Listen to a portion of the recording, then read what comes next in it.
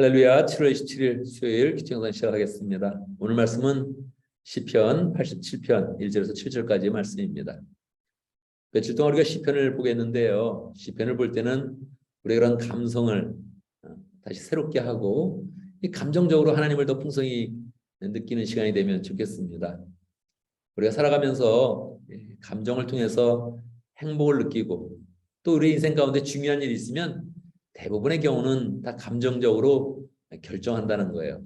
예를 들어서 결혼을 할 때 막 그렇게 이성적으로 따져보는 것보다는 대부분 감정에 끌려서 배우자를 이제 결정한다는 거죠.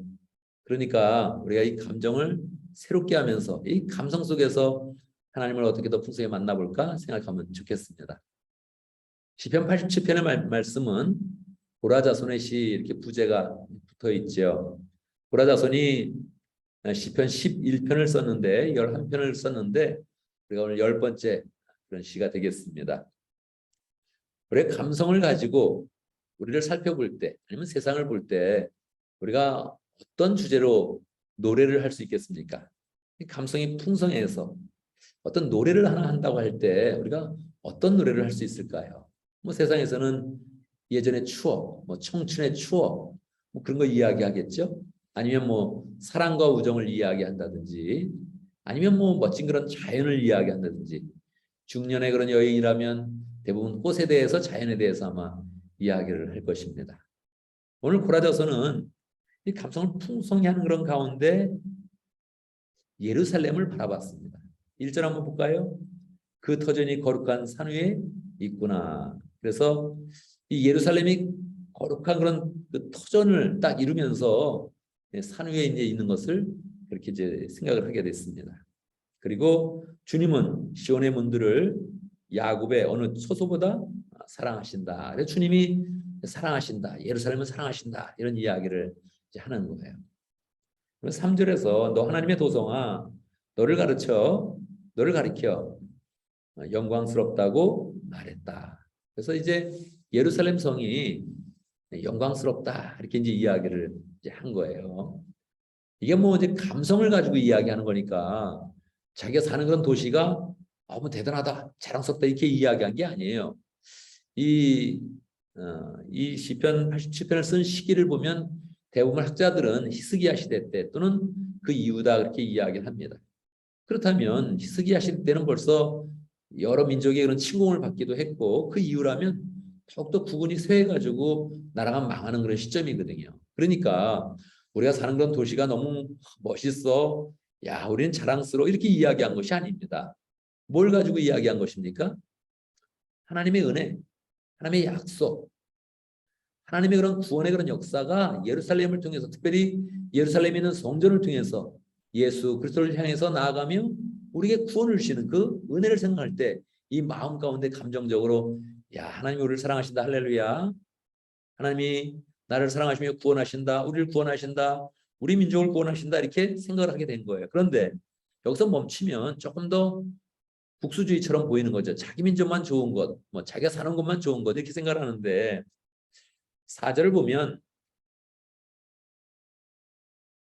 내가 라합은 이집트의 옛날 이름이란 말이에요. 내가 라합과 바벨로니아를 나를 아는 나라로 기록하겠다. 그래서 이스라엘 민족뿐만 아니라 이방의 그런 민족, 여러 민족까지 다 하나님을 아는 그런 민족으로 하나님을 아는 나라로 만들겠다는 거예요.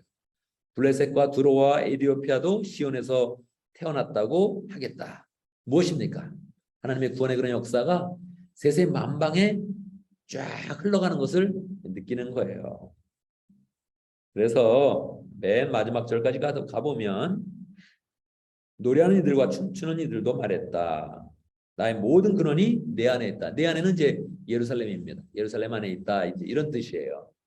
그래서 이제 예루살렘을 이제 찬양하는데 어떻게 예루살렘을 찬양하게 되는가? 성전 대신 예수 그리스도가 이제 예루살렘을 통해서 사역하시면서 그곳에서 이제 복음을 퍼뜨리는 것을 이제 생각하면서 노래하고 있는 것이죠. 우리가 이제 이 말씀을 볼 때 3절 말씀을 한번 더 깊이 생각해 보면 좋겠습니다. 너 하나님의 도성아 너를 가르쳐 영광스럽다고 말했다. 이거는 분명히 예루살렘을 향한 그런 말씀입니다.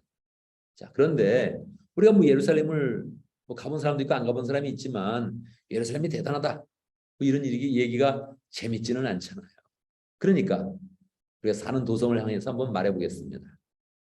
너 샌프란시스코야. 너 오클랜드야.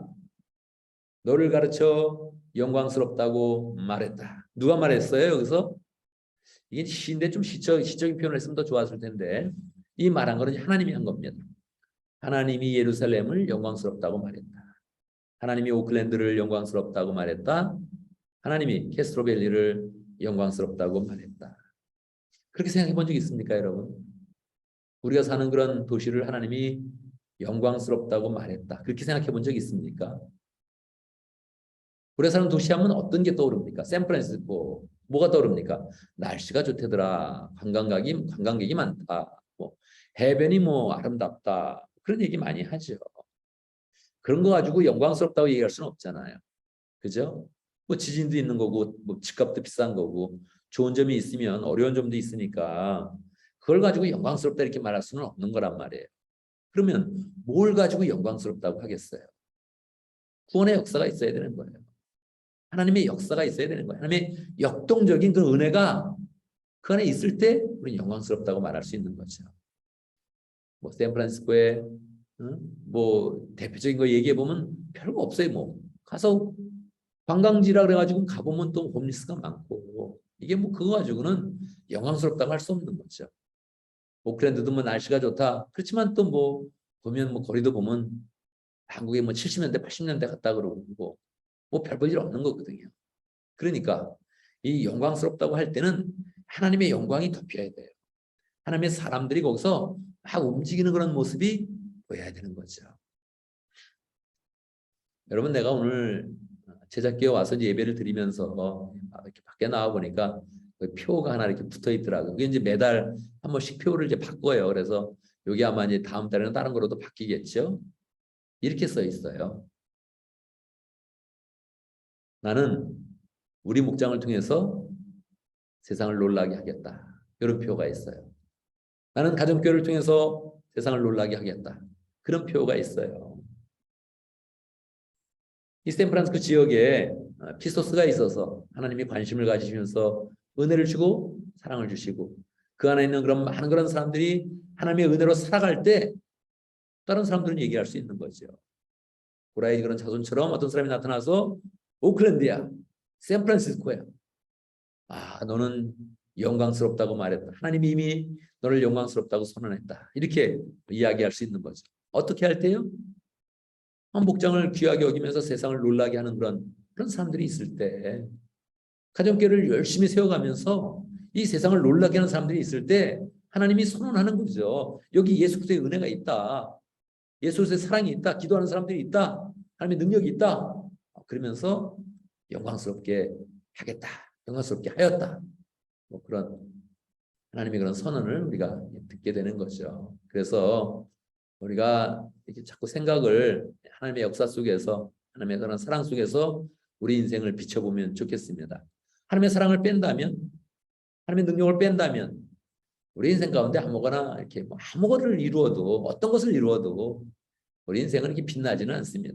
혼자는 빛날 수 있고 혼자는 뭐 자랑할 수 있고 가족들은 뭐 영광스럽게 생각할 수 있겠지만 뭐 우리 주변에 이렇게 보면 그렇게 뭐 그거 가지고 뭐 놀라는 것도 없어요. 누가 놀랍니까? 누가? 야, 이런 직장을 가졌대. 누가 놀랍니까? 그거 가지고.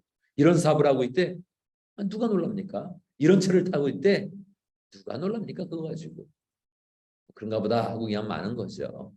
그러나 하나님의 역사가 있으면 하나님이 이미 선언하시니까 그 선언 가운데 우리 그런 삶이 영광스럽게 되는 것이지요.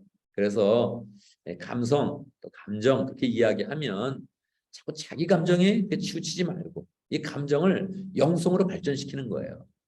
영성으로 발전시켜서 이 감정으로 하나님을 만나니까 거기 하나님의 그런 큰 은혜와 하나님의 선포와 하나님의 그런 축복이 여기에 담겨 있는 것을 느끼게 되는 거죠. 그래서 감정을 가지고 우리가 사는 것을 보고 감정을 가지고 우리 인생을 보고 감정을 가지고 하나님의 은혜 가운데서 우리 그런 주변을 보면서 하나님의 그런 사랑의 음성 또 하나님의 그런 그 능력의 역사 구원의 역사 이런 것들을 이렇게 보면서 또 의미 있는 삶, 복된 삶 잘 살길 바랍니다. 오늘도 말씀 가운데 기도 좀 붙잡습니다. 우리의 그런 감성이 하나님의 은혜와 구원과 하나님의 능력을 잘 담을 수 있도록 그렇게 함께 기도합니다. 목장을 위해서 기도하는데 우리 모르코 목장 위해서 기도하겠습니다. 진영 목자님, 이현 목녀님, 또 강성 교사님 위해서 함께 기도하도록 하겠습니다. 교회를 위해서 기도하는데 주일 예배를 위해서 특별히 기도합니다. 이번 주에 제가 출달하기 때문에 우리 교인들이 더 열심히 잘 모이고 또 마음을 들여서 함께 예배를 드리는 시간이 되면 좋겠습니다.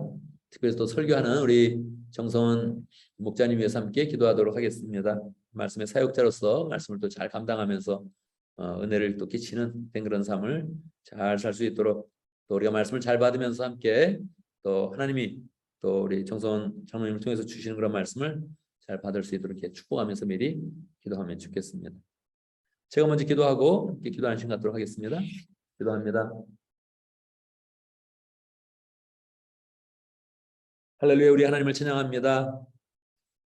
예수 그리스도를 믿으며 하나님의 역사에 관심을 가지며 나아갈 때마다 우리의 그런 감성과 인생과 모든 환경들을 하나님께서 축복하시고 영광스럽게 만드시는 그 하나님 찬양합니다. 우리가 사는 곳 영광스러운 도시 될 수 있도록 역사해 주시옵소서.